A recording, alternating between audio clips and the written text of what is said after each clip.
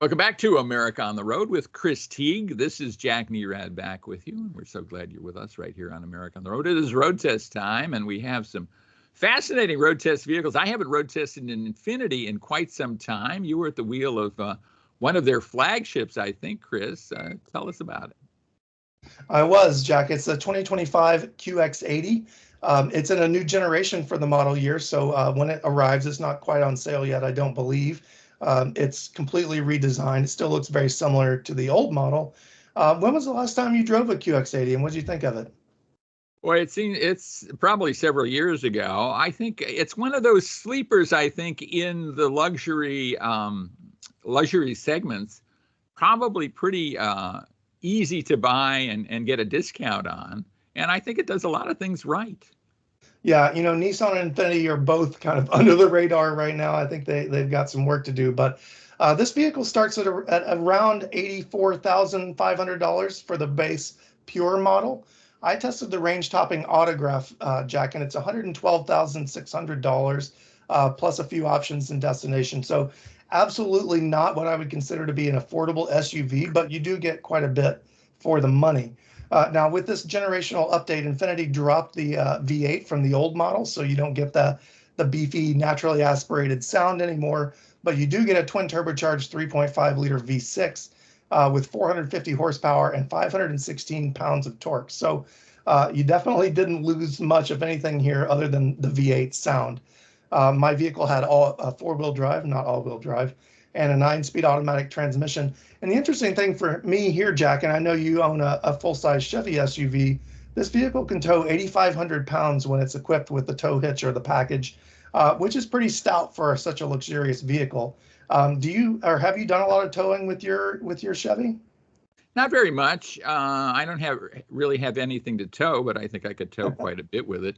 I have put a bicycle rack into the tow hitch receiver, and that's worked out pretty well. Yeah. Okay. Well, that's a pretty stout number, as I said, for this SUV. So you could definitely get away with pulling a small boat or a box trailer or something like that. And the large SUV, it's a very large SUV, 3 rows. It handles pretty well. It's got a smooth ride, and it doesn't feel very truck-like, even though it's body on frame. So you're not feeling jittery or there's not a lot of crashing and things like that. I really like the steering and the brake feel in this vehicle. I mean, it's a large, not very well-performing SUV, but there's decent steering feel and the brakes feel very solid. So I think that, even though it is so large, you're not going to feel like you're kind of being pulled around by it. You feel in control. Despite going to a smaller engine, Jack, this vehicle still doesn't do very well on the fuel economy front, only getting about 16 mpg in the city and 19 on the highway. And that's poor in its segment. So the other vehicles, many other vehicles in the segment beat it pretty handily on fuel economy. Excuse me. Depending on how you set it up, if you get second row captain's chairs, you can seat 7 people. If you get a bench seat in the second row, you can seat 8. Mine had the captain's chairs, which, as we've talked about many times, I enjoy with children. You just have more space between them, and you also have easier access to the third row seat. The base pure trim comes with synthetic leather. You get heated and power adjustable front seats and memory settings. My range topping model had semi-aniline leather, really nicely stitched diamond pattern, really gorgeous leather in this vehicle. You get heated and ventilated front seats with massage features and heated second and third row seats. So everybody in the house can have a warm rear in this vehicle. Now, which is nice in Maine, I imagine. Huh? Oh yeah, even though it's we're still in the 70s now, so no need for it just yet.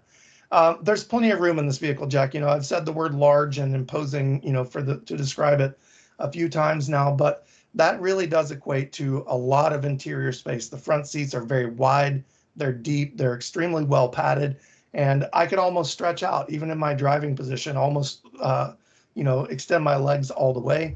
Second row seat is very much the same. The kids have tons of room back there, even with my seat pushed back. We haven't talked about my height in a while, but at 6 feet, I have to push the seat back a little bit, and they still have plenty of room.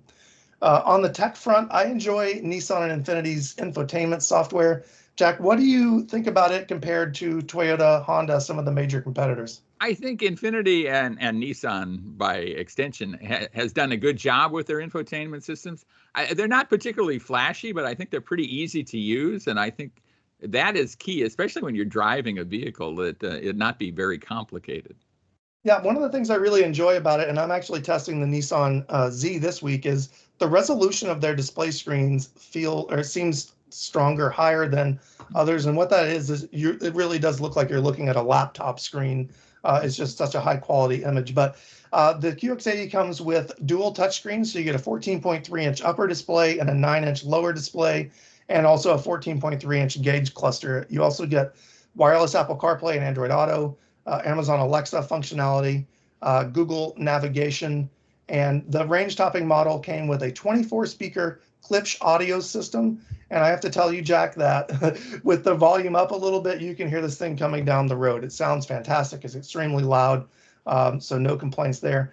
And then on the safety front, you get a full suite of safety equipment here with blind spot monitoring, forward collision alerts, and all the rest. So I think even though it's kind of an also ran in the segment, Infiniti is not quite as popular as some others, and the price is a little high. This is a very nice SUV, Jack, and I think that it would be good for people who like the brand, and especially if you need to haul people and gear. Yeah, cool car, and I bet you could get a discount if you play your cards right. Go Yeah. to an Infiniti dealer. Maybe so. So look for that.